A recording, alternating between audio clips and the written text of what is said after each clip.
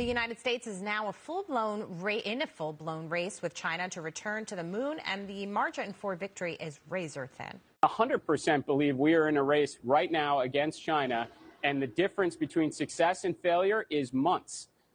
If we come up short, China will get there. They will get to the moon before America had a chance to return, and they will start building a base exactly where we want to be on the South Pole. They've already stated this.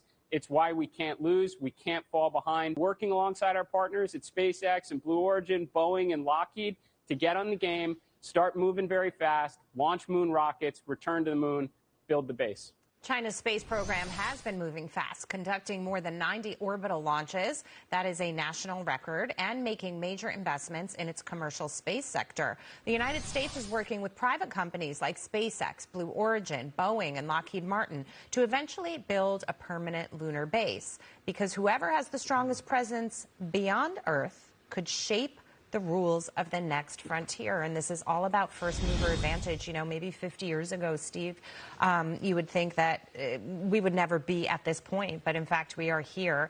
And China wants to get there before we do. But I also know President Trump is prioritizing this. Well, it is amazing. We got to the moon in 1969, almost 60 years ago, as you pointed out. And then we dropped the ball in the space program. Private companies like SpaceX have brought it back. One of the big things President Trump did in his first term, against a lot of ridicule, was create the Space Force. Right. Recognizing you got to pull these assets together from the various other services, like we did with the Air Force decades ago, and prioritize that real frontier. And amazingly now, we've got 10,000 commercial satellites in space, all most private sector. So we've got the technology there, and the Space Force is also helping out in the Gulf, finding out where these missiles are and targeting them. So we got to do more.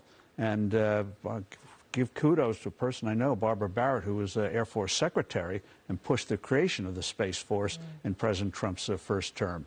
Great achievement. And the critics eat the crow or whatever it is, meteors or whatever it is you want them to eat. But they're exactly right. We need a real presence there.